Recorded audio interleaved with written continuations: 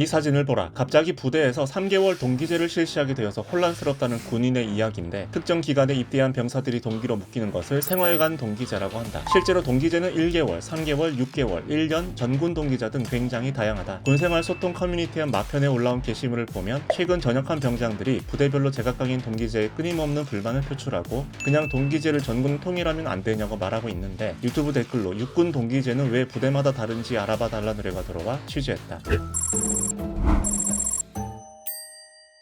생활관 동기제 문제는 매주 신병이 들어오고 전체 병력도 많은 육군에서 특히 논란의 대상이 된다. 공군 등은 매달마다 정해진 기수에 따라서 새로운 신병이 들어오고 생활관도 동기들로만 정해진 인원수를 다 채울 수 없어서 근접 기수를 추가로 배치하기 때문 2022년 기준 육군 병력은 36만 5천 명으로 해병대, 해군, 공군 셋을 합친 것보다 훨씬 많다. 그런데 육군이 상대적으로 병사가 훨씬 많다는 건 알겠는데 부대마다 동기제가 다른 거랑 무슨 관련이 있는 걸까? 합동참모본부 공보실장 출신의 예비역 대령이자 마편을 운영 중인 엄효식 대표에게 물어봤다. 예를 들어 뭐 전방에 있는 부대는 이제 400명이 되지만 또 후방에 있는 부대는 대대급 병력 해봐야 100명도 안 되는 데도 있거든요. 부대마다 여건이 다 다르기 때문에 그걸 획일적으로 적용하는 것은 오히려 그로 인해서 또 부작용이 나타날 수 있으니까.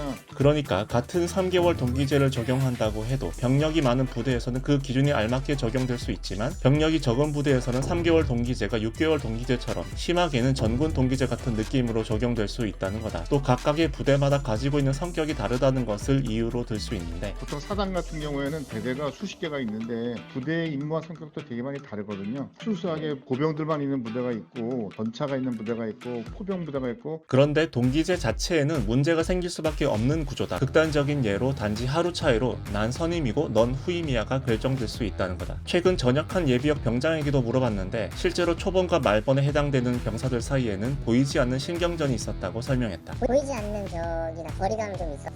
군번으로 치면은 동기이긴 한데 나는 일병인데 동기 중에 누구는 상병이고 근데 1월 군번 사람들이 3월 군번을 거의 동기로 인정 안 해주는 듯한 느낌? 또 지휘관 판단 하에 동기제를 결정하기 때문에 갑자기 지휘관이 중간에 바뀌게 되면 동기제가 확 바뀌는 경우도 종종 있는데 이때 어제의 동기가 선임이 되는 굉장히 우픈 광경이 펼쳐지게 된다. 동기제가 최초로 시작하게 된 계기는 과거 2010년으로 되돌아간다. 부조리한 병영 문화를 바꾸기 위해서 국방부에서 여러 가지 아이디어를 냈는데 그중 하나가 생활관에서 후임병을 괴롭히는 사례가 많으니까 동기끼리 생활관을 쓰도록 바꿔보자고 했고 그때 나온 게 생활관 동기제였다. 본격화된 건 2014년 온 국민을 분노케 한 윤일병 사건 그리고 임병장 총기 난사 사건 등을 거치면서 병 동기 기간을 대폭 확장했다. 하지만 과연 생활관 동기제 시행으로 병영 문화가 개선되고 가혹행위가 줄었는지는 의문이 남는다. 그 안에 있는 애들은 정말 자기들이 야 우리는 완전 평등한 동등한 관계야라고 생각을 할까요? 사람들 마음이 다 똑같지가 않은지라 그 안에서도 아마 나름대로 암묵적인 어떤 쟤는 좀 약간 센 사람, 쟤는 약한 사람 이런 게 또 구분이 아마 될 거예요 보면. 특히 동기제를 몸소 겪고 있는 현역들과 간부, 이를 실제로 경험했던 예비역들의 의견까지 폭넓게 들어보고 개선점을 고민해야 할 시점이다. 최근에 전역한 병장들을 11명 만나봤는데 다 한마디씩 하더라고요.